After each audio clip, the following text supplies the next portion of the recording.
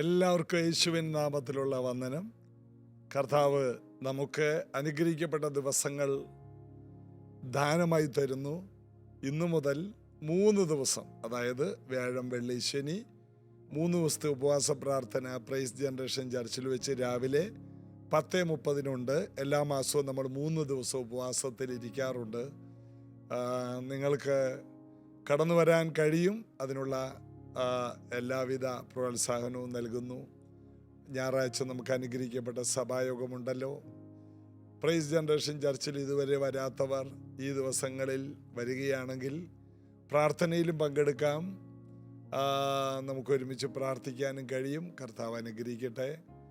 കർത്താവിൽ നമുക്ക് കൂടുതൽ ബലപ്പെടാൻ യേശുവിൻ്റെ സന്നിധിയിൽ നമ്മെ സമർപ്പിച്ചു കൊടുക്കാം. ലോകത്തിലെ ഏറ്റവും ബുദ്ധിമുട്ടുള്ള കാര്യം സ്വന്തം തെറ്റ് കണ്ടുപിടിക്കുക എന്നുള്ളതാണെങ്കിൽ, ലോകത്തിലെ ഏറ്റവും എളുപ്പമുള്ള കാര്യം മറ്റുള്ളവരുടെ തെറ്റുകൾ, കുറ്റങ്ങൾ കണ്ടുപിടിക്കുക എന്നുള്ളതാണെന്ന് ഞാൻ കേട്ടിട്ടുണ്ട്. മറ്റുള്ളവരുടെ കുറ്റങ്ങൾ കണ്ടുപിടിക്കാൻ വളരെ എളുപ്പമാണ്. അത് നമുക്ക് ആ കാര്യത്തിൽ PhD ഉള്ളവരാണ്. അത് പെട്ടെന്ന് കണ്ടുപിടിക്കും. എല്ലാവരുടെയും തെറ്റുകൾ കണ്ടുപിടിക്കാൻ എളുപ്പമാണ്. എന്നാൽ ജീവിതത്തിലെ ഏറ്റവും ബുദ്ധിമുട്ടുള്ള കാര്യം സ്വന്തം തെറ്റുകൾ കണ്ടുപിടിക്കുക. മറഞ്ഞിരിക്കുന്നത്, നമ്മൾ ഓർക്കാതെ പോകുന്നത്, ഇതൊന്ന് കണ്ടുപിടിക്കാൻ കഴിഞ്ഞിരുന്നെങ്കിൽ. നമ്മളാണ് നമ്മുടെ വീട്ടിലെ പ്രശ്നത്തിൻ്റെ ആളെന്ന്, പ്രതികൂലത്തിൻ്റെ ആളെന്ന്, വഴക്കിൻ്റെ ആളെന്ന് കണ്ടുപിടിച്ച് നമ്മൾ ഒന്ന് നമ്മെ തിരുത്തിയാൽ അതെന്നേക്കുമായി തിരുത്തപ്പെടും. സ്വന്തം കുറ്റം കണ്ടുപിടിച്ചാലുള്ള ഏറ്റവും വലിയ ഗുണം അത് തിരുത്തൽ ചെയ്യാൻ എളുപ്പമാണ്. മറ്റുള്ളവർ നമ്മുടെ തെറ്റ് തിരുത്താൻ വന്നാൽ നമ്മളത് അംഗീകരിക്കണമെന്നില്ല, തിരുത്തണമെന്നില്ല. അതുകൊണ്ട് ഏറ്റവും നല്ലത് മറ്റുള്ളവരുടെ തെറ്റുകൾ കണ്ടുപിടിച്ച് തിരുത്തുന്നതിനേക്കാൾ നമ്മുടെ തെറ്റുകൾ നമ്മൾ തന്നെ കണ്ടുപിടിച്ച് തിരുത്തുക. ദൈവവചനത്തിൽ ഇതിനെല്ലാം വാക്യങ്ങളുണ്ട്. സ്വന്തം കണ്ണിൽ കോലിരിക്കുമ്പോൾ മറ്റുള്ളവരുടെ കണ്ണിലെ കരട് എടുക്കാൻ ഓടി നടക്കുന്ന ആ പ്രകൃതം, അത് നമുക്ക് നല്ലതല്ല. ബൈബിൾ പറയുന്നു, സ്വന്തം കണ്ണിൽ കോലിരിക്കെ മറ്റുള്ളവൻ്റെ കണ്ണിലെ കരട് തപ്പി നടക്കണ്ട എന്ന് യേശു പഠിപ്പിച്ചു. യേശു ഗിരിപ്രഭാഷണത്തിൽ പറഞ്ഞു. മറ്റുള്ളവരുടെ കണ്ണിലെ കരട് കാണാൻ വളരെ ബുദ്ധിമുട്ടാണെങ്കിലും അത് കണ്ടുപിടിക്കാൻ നമുക്ക് എളുപ്പമാണ്. എന്നാൽ നമ്മുടെ കണ്ണിൽ വലിയ കോലിരിക്കുമ്പോൾ, തടിക്കഷണം ഇരിക്കുമ്പോൾ അത് കാണാൻ വളരെ ബുദ്ധിമുട്ടാണ്. യേശുവിൽ ആശ്രയിക്കാം. കർത്താവേ, എൻ്റെ പ്രശ്നം എനിക്ക് തന്നെ ഒന്ന് കണ്ടുപിടിച്ച് അതിൽ നിന്ന് പുറത്തു വരാൻ കൃപ തരണേ. അതൊരു വലിയൊരു പ്രാർത്ഥനയാണ്. അതിനുള്ള കൃപ നമുക്ക് ദൈവം തരും. കർത്താവ് ആ ഒരു കൃപ ഉപയോഗിച്ചവർ കർത്താവിനാൽ വളരെ അനുഗ്രഹിക്കപ്പെട്ടവരാണ്. പൗലോസ് പറയണ, മുമ്പേ ഞാൻ ദുഷ്ടനായിരുന്നു, ദൂഷകനായിരുന്നു, ഉപദ്രവിയായിരുന്നു. അറിവില്ലായ്മയുടെ കാലങ്ങളെ ദൈവം കണക്കിടുന്നില്ല. പണ്ട് ഞാൻ അങ്ങനെ ആയിരുന്നു. സ്വന്തം കുറ്റങ്ങൾ കണ്ടുപിടിച്ചതാണ് പൗലോസ് വിജയിക്കുവാൻ കാരണമായത്. കർത്താവിൽ നമുക്ക് ആശ്രയിക്കാം. ഒരുമിച്ച് ചേർന്ന് പാടി നമുക്ക് ഈ കൃപ തരുന്ന ദൈവത്തെ സ്തുതിക്കാം. വാഗ്ദത്തത്തിൻ സമയമാണിത്, മഹത്വത്തിന്റെ ദിനങ്ങളാണിത്. വാഗ്ദത്തത്തിൻ സമയമാണിത്, മഹത്വത്തിന്റെ ദിനങ്ങളാണിത്. യാക്കോബ് ഇസ്രായേലായി മാറും, ഇടയൻ രാജാവായി എഴുന്നേൽക്കും. യാക്കോബ് ഇസ്രായേലായി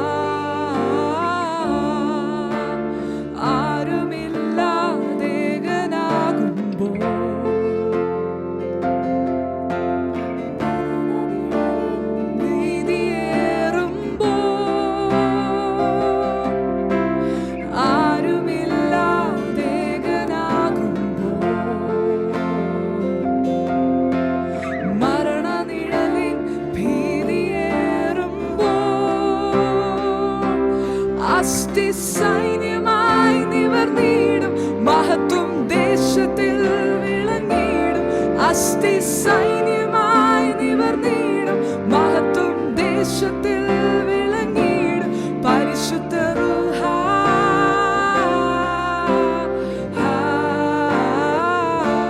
പരിശുദ്ധ റൂഹ,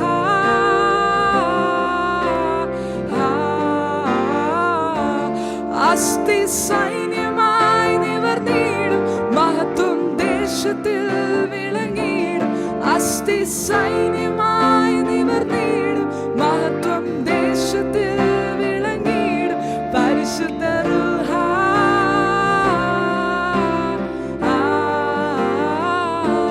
പരിശുദ്ധ റൂഹ,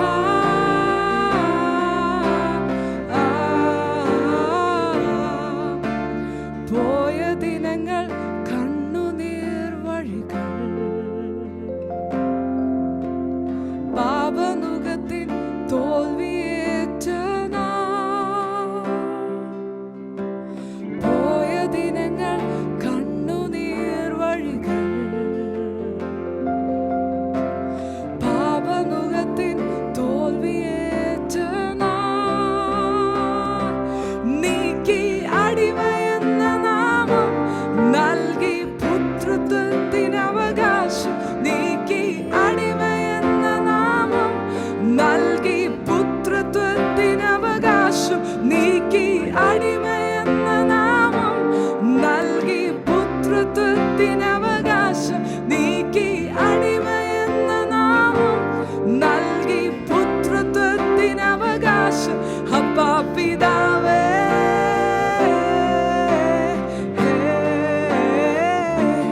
അപ്പാ പിതാവേ,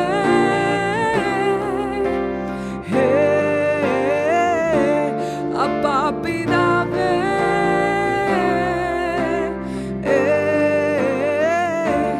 അപ്പാ പിതാവേ,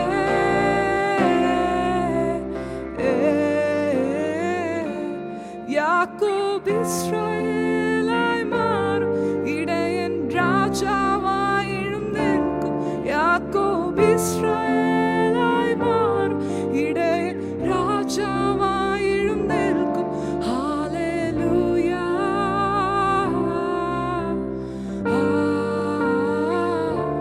ഹല്ലേലൂയ,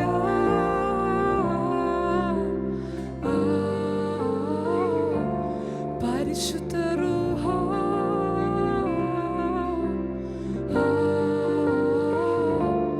പരിശുദ്ധ റൂഹ,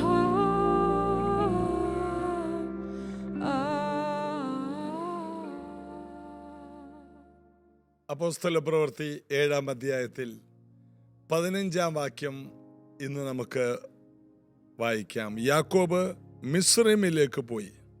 ഒരു ചെറിയ വാക്യം, എന്നാൽ ഒരു വലിയ ചരിത്രമാണ്. യാക്കോബ് മിസ്രൈമിലേക്ക് പോയത്.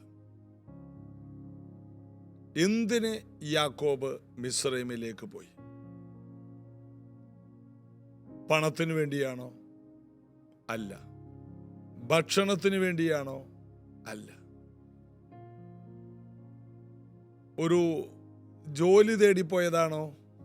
ഒരിക്കലുമല്ല. ആ കാലഘട്ടത്തിൽ ഏറ്റവും വലിയ സമ്പന്നന്മാരിൽ ഒരാളാണ് യാക്കോബ്. എന്നാൽ യാക്കോബ് എന്തുകൊണ്ട് മിസ്രൈമിലേക്ക് പോയി? അതിൻ്റെ പുറകിൽ ഒരു വലിയ ചരിത്രമുണ്ട്. യാക്കോബിൻ്റെ ഇളയ മകനായ റാഹേലിന് ജനിച്ച ആദ്യത്തെ മകനായ ജോസഫിൻ്റെ തീരോധനം എന്ന് വിചാരിച്ച് അദ്ദേഹം ഇരുന്ന കാലത്ത് ജോസഫിന് ഇനി ഒരിക്കലും കാണാൻ കഴിയില്ല. എൻ്റെ ദുഃഖം, എൻ്റെ നരയെ ദുഃഖത്തോടെ പാതാളത്തിൽ ഇറങ്ങി ഞാൻ അവിടെ വെച്ച് അവനെ ഒരു ദിവസം കാണും. ഭൂമിയിൽ വെച്ച് ഇനി എനിക്ക് അവനെ കാണാൻ കഴിയില്ല. ജോസഫിനെ ഞാൻ പാതാളത്തിൽ ചെന്ന് കാണും എന്നൊക്കെ പറഞ്ഞ് പുലമ്പിക്കരഞ്ഞ നീണ്ട വർഷങ്ങൾക്ക് ശേഷം ജോസഫ് എന്ന വ്യക്തിയെക്കുറിച്ച് ഒരു നല്ല വാർത്ത വന്നപ്പോൾ അത് യാക്കോബിനെ ചിന്തിക്കാൻ പോലും കഴിഞ്ഞില്ല. അതാണ് ഉൽപ്പത്തി പുസ്തകം 45-ാം അധ്യായത്തിൽ ഏറ്റവും ഒടുവിൽ കാണുന്ന ഭാഗങ്ങളാണ്. അതായത് അവർ മിസ്രൈമിൽ നിന്ന് പുറപ്പെട്ട് കനാൻ ദേശത്ത് അപ്പനായി യാക്കോബിന്റെ അടുക്കലെത്തി. ആര്? 11 സഹോദരങ്ങൾ. യാക്കോബിന്റെ ജോസഫ് ഒഴികെയുള്ള 11 സഹോദരങ്ങൾ യാത്ര പുറപ്പെട്ട് ധാന്യവുമായി മിസ്രൈമിൽ നിന്ന്, വിദേശത്തുനിന്ന് സമ്പത്ത് അല്ലെങ്കിൽ ഭക്ഷണവുമായി കടന്നു വന്നു. ആ സമയത്ത് അവർ പറഞ്ഞ, ഒരേ സ്വരത്തിൽ പറഞ്ഞ ഒരു കാര്യമുണ്ട്. അവനോട്, ജോസഫ് ജീവനോടിരിക്കുന്നു, അവൻ മിസ്രൈം ദേശത്തിനൊക്കെയും അധിപതിയാകുന്നു എന്ന് പറഞ്ഞു.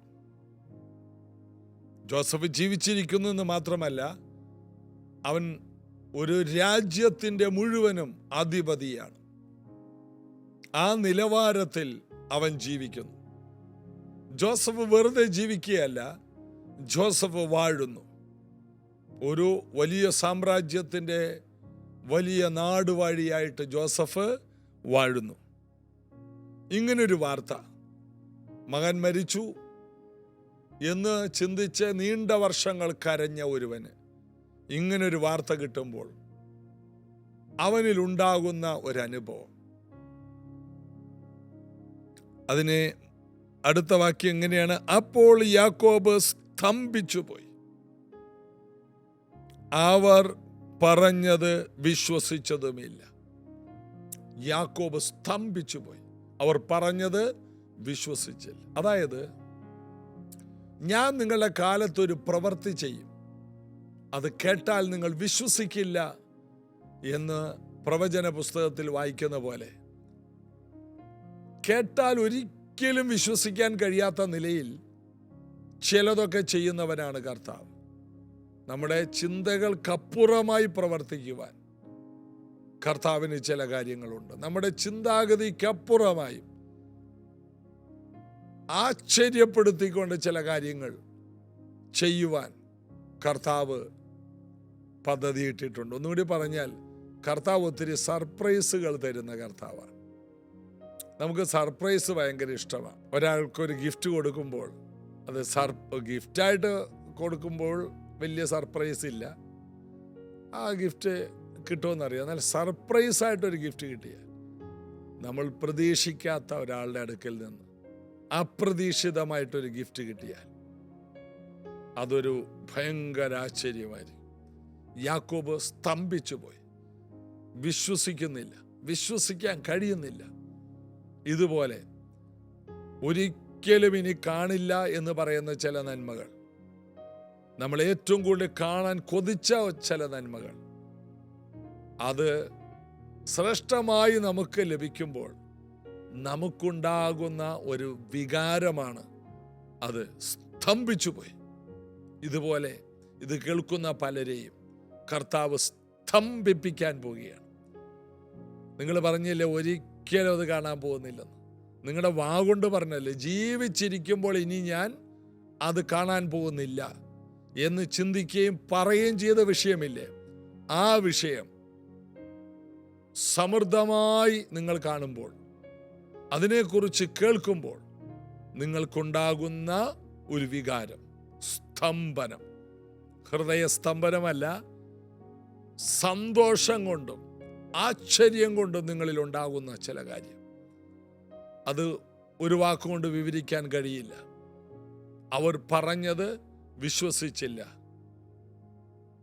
ദൈവം അത് ചെയ്യുന്നില്ലെന്നല്ല, അത് അവർക്ക് അവന് വിശ്വസിക്കാൻ കഴിയുന്നില്ല. ഇങ്ങനെയൊക്കെ ദൈവം ചെയ്യുമോ? ഇത്രയും ഭയങ്കരമായിട്ട് ദൈവം ചെയ്യുമോ? ഇത്രയും ആശ്ചര്യപ്പെടുത്തിക്കൊണ്ടും ദൈവം കാര്യങ്ങൾ ചെയ്യുമോ? യാക്കോബിന്റെ ജീവിതത്തിൽ യാക്കോബിന്റെ ഏറ്റവും വലിയ ദുഃഖത്തെ മായ്ക്കുന്ന ദൈവകരമാണ് നമ്മളവിടെ കാണുന്നത്. അതൊരു വലിയ സർപ്രൈസാണ്. യാക്കോബിന് വേണമെങ്കിൽ ദൈവത്തോടൊരു കംപ്ലൈന്റ് പറയുക, എത്രയും വർഷം എന്തോരം സ്വപ്നങ്ങളും ദർശനങ്ങൾ എനിക്ക് തന്നതാണ്, എത്രയോ പ്രാവശ്യം എന്നോട് സംസാരിച്ചതാണ്, ഈ കാര്യം മാത്രം അങ്ങ് എന്തുകൊണ്ട് എന്നിൽ നിന്ന് മറച്ചു വെച്ചു? എൻ്റെ അതിതീവ്രമായ ദുഃഖത്തിൽ എന്തുകൊണ്ട് അങ്ങ് ഒരാശ്വാസവാക്കിന് വേണ്ടി മോനെ പേടിക്കേണ്ടടാ, ജോസഫ് ഒരു സ്ഥലത്തുണ്ട്, ഒരു ദിവസം നിന്നെ ഞാൻ കാണിക്കും എന്നൊരു ആശ്വാസം. ചില സമയത്ത് ദൈവം എത്ര വെളിപ്പാടും ദർശനവും ഉള്ളവർക്കാണെങ്കിലും ചില സമയത്ത് ദൈവം ഒന്നും മിണ്ടാതെ മൗനമായിരിക്കും. നമ്മുടെ ദൈവം സർപ്രൈസുകളുടെ ദൈവമാണ്, ആശ്ചര്യപ്പെടുത്തിക്കളെ. അതുപോലെ എന്തൊക്കെയോ ഇന്ന് ഇത് കേൾക്കുന്ന പല കുടുംബങ്ങളിലും ആശ്ചര്യപ്പെടുത്തുന്ന വിടുതലുകൾ. ദൈവം ഒരു സ്വപ്നം തന്നില്ല, ഒരു ദർശനം തന്നില്ല, ദൈവം ഇടപെട്ടില്ല, ആരിലൂടെ സംസാരിച്ചില്ല. ആ കാര്യം മാത്രം ദൈവം ഒരു പ്രവാചകനും വെളിപ്പെടുത്തിയില്ല. അങ്ങനൊരു കാര്യം, ഒരു പ്രവാചകനും പ്രവചിക്കാത്ത ഒരു കാര്യം. യാക്കോബിന്റെ അടുക്കൽ വന്ന ഏതെങ്കിലും ഒരു പ്രോഫറ്റ് പറയണമായിരുന്നു, മകനെ, നിന്റെ മകൻ ജോസഫ് ജീവിച്ചിരിക്കുന്നു, മിസ്രൈമിലെ മന്ത്രിയാണ് എന്ന് ഒരു പ്രവചനം യാക്കോബിനില്ല. അതിൻ്റെ അർത്ഥം നിങ്ങൾ കേട്ട പ്രവചനമല്ല നിങ്ങളെ ആശ്ചര്യപ്പെടുത്താൻ പോകുന്നത്. നിങ്ങൾ ഇന്നുവരെ കേൾക്കാത്ത ചിലത് നിങ്ങളെ കുലുക്കും. ആരോടൊക്കെയോ പരിശുദ്ധാത്മ പറയുന്നു, നിങ്ങൾ ഇന്നുവരെ കേൾക്കാത്ത ചില കാര്യങ്ങൾ നിങ്ങളെ പിടിച്ചു കുലുക്കും. നിങ്ങളോടുള്ള പ്രവചനം നിങ്ങൾക്കറിയാം, അത് നടക്കുമ്പോൾ നിങ്ങൾ പ്രൈസ്തലോട് പറയുകയും ചെയ്യും. എന്നാൽ നിങ്ങളെ ഇളക്കി മറിക്കുന്ന ചില വിടുതലുകൾ അത് മറഞ്ഞിരിപ്പുണ്ട്. അത് പുറത്തു വരാൻ സമയമായി. അതിൻ്റെ റിസൾട്ടുകൾക്ക് സമയമാകുന്നേ ഉള്ളൂ. അത് സമാപ്തിയിലേക്ക് ബന്ധപ്പെടും. അത് വന്നിരിക്കും. നിങ്ങളെ പിടിച്ച് സന്തോഷം കൊണ്ട് കുലുക്കുന്ന ചില മറുപടികൾ. അവിടെ നമ്മൾ വായിക്കുന്നു, ജോസഫ് തങ്ങളോട് പറഞ്ഞ വാക്കുകളൊക്കെ അവർ അവനോട് പറഞ്ഞു. തന്നെ കയറ്റി കൊണ്ടുപോകുവാൻ ജോസഫ് അയച്ച രഥങ്ങളെ കണ്ടപ്പോൾ അവരുടെ അപ്പനായ യാക്കോബിന് വീണ്ടും ചൈതന്യം വന്നു. ജോസഫിനെ കണ്ടെന്നും ജോസഫ് ജീവിച്ചിരിപ്പുണ്ടെന്നും മിസ്രൈമിനെ അധിപതിയാണെന്ന് പറഞ്ഞിട്ടും യാക്കോബ് വിശ്വസിച്ചില്ല. ജോസഫ് തങ്ങളോട് പറഞ്ഞ വാക്കുകളൊക്കെയും അവർ അവനോട് പറഞ്ഞു, എന്നിട്ടും ഒരനക്കവുമില്ല. എന്തൊരു കഷ്ടമല്ലേ? കാരണം ആ പിതാവിന് ഇതുപോലൊരു സർപ്രൈസ് വേറൊന്നുമില്ല. എന്നാൽ തന്നെ കയറ്റിക്കൊണ്ടു പോകാൻ ജോസഫ് അയച്ച രഥങ്ങളെ കണ്ടപ്പോൾ അവരുടെ അപ്പനായ യാക്കോബിന് വീണ്ടും ചൈതന്യം വന്നു. നഷ്ടപ്പെട്ടു പോയത് പണമല്ല, നഷ്ടപ്പെട്ടു പോയത് മകനേക്കാൾ അവൻ്റെ ചൈതന്യമാണ്. ചിലത് നഷ്ടപ്പെടുമ്പോൾ നമ്മുടെ ചൈതന്യം പോലും, ജീവിതത്തിൻ്റെ ആ ചൈതന്യം അതുപോലും നഷ്ടപ്പെടാം. യാക്കോബ് ഒരു വലിയ ഇരുട്ടിലായി പോയ അവസ്ഥയായിരുന്നു അവൻ്റെ ജീവിതത്തിൽ. എന്നാൽ ജോസഫ് ജീവിച്ചിരിക്കുന്നു എന്ന് കേട്ടിട്ട് അവന് ചൈതന്യം വന്നില്ല. എന്നാൽ ജോസഫ് അയച്ച ഇരുമ്പ് രഥങ്ങൾ, രാജരഥങ്ങൾ കണ്ടപ്പോൾ, അത് തൻ്റെ വീടിൻ്റെ മുൻപിൽ വന്ന് നിന്നപ്പോൾ, ആ രഥത്തിൽ നിന്ന് സൈന്യാധിപൻ ഇറങ്ങി വന്നപ്പോൾ, ആ ഇരുമ്പ് രഥങ്ങൾ ഒത്തിരി പേരെ കൊണ്ടുപോകണം. അപ്പോൾ അനവധി രഥങ്ങൾ വന്നു നിന്നപ്പോൾ യാക്കോബിന് മനസ്സിലായി, എൻ്റെ മകൻ ജീവിച്ചിരിക്കുന്നു. അതായത് ഈ മക്കൾ ജീവിതകാലത്ത് അപ്പനോട് സത്യം പറഞ്ഞിട്ടില്ലെന്നുള്ളത് വേറെ കാര്യം. നിന്റെ മകൻ പറിച്ചു കീറപ്പെട്ടു, കാട്ടുമൃഗങ്ങൾ കൊന്നുകളഞ്ഞു എന്നൊക്കെ പറഞ്ഞ് അപ്പൻ്റെ മുമ്പിൽ വിഷാദഭാവത്തിലിരുന്ന് അഭിനയിച്ച്, അഭിനയത്തിൽ ഏറ്റവും മികവുള്ള മക്കളാണ് ഈ 10 പേര്. ഇളയവൻ ബെഞ്ചമിൻ കുഞ്ഞാണ്. അതിന് മുകളിലോട്ടുള്ളവർ അഭിനയിക്കാൻ ഇവർ കഴിഞ്ഞിട്ടേ ഉള്ളൂ. അതുപോലെ അന്നത്തെ ഏറ്റവും നല്ല നടന്മാർക്കുള്ള അവാർഡുള്ള ആൾക്കാരാണ്. അപ്പനെ കളിപ്പിക്കാൻ, അപ്പൻ്റെ മുമ്പിൽ കരഞ്ഞു കാണിക്കാൻ.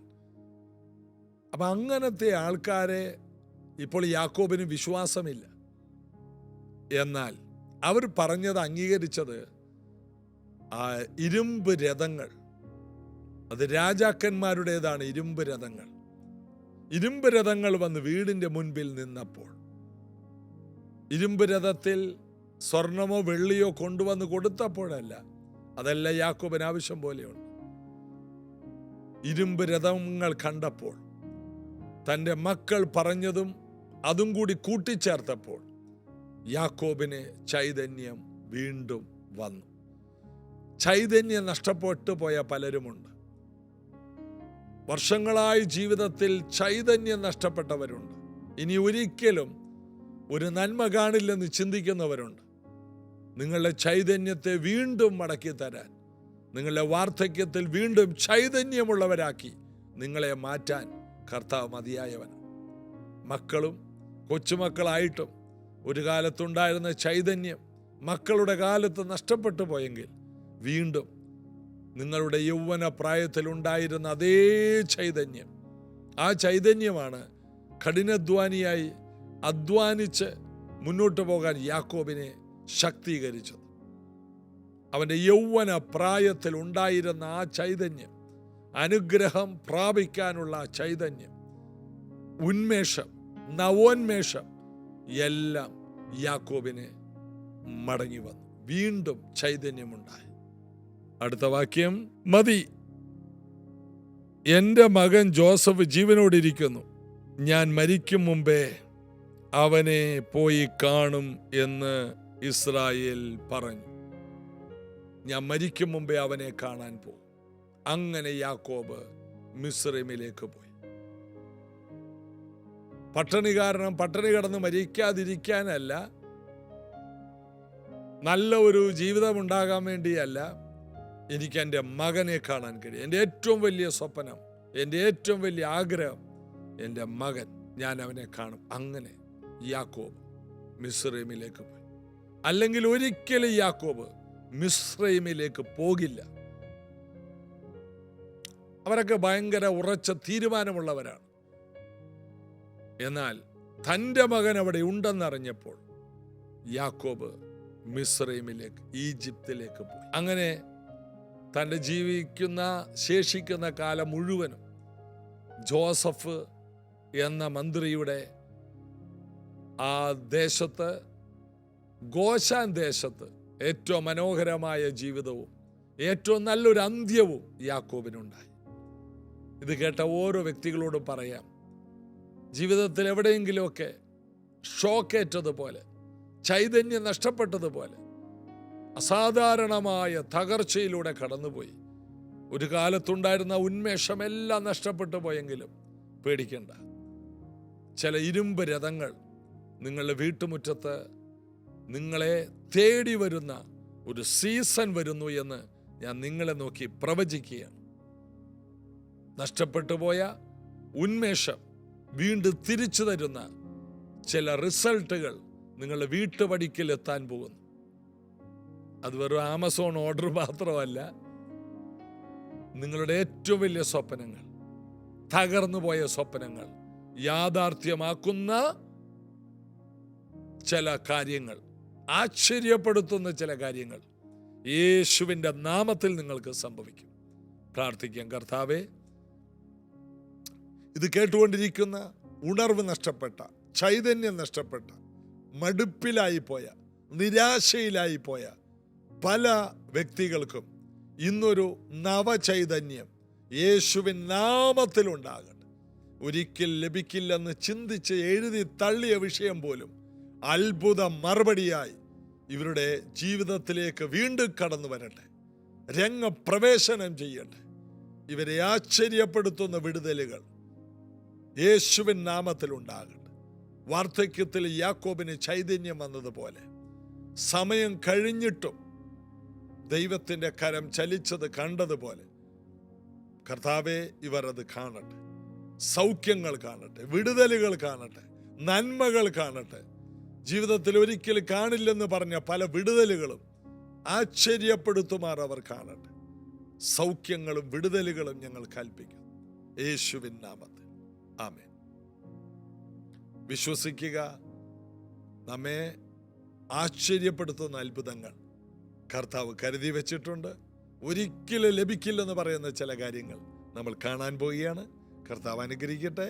ഇന്നു മുതലുള്ള 3 ദിവസത്തെ ഉപവാസ പ്രാർത്ഥനയിൽ നമുക്കൊരുമിച്ച് കഴിയുന്നത്രയും പേർക്ക് കാണാൻ കർത്താവ് കൃപ തരട്ടെ.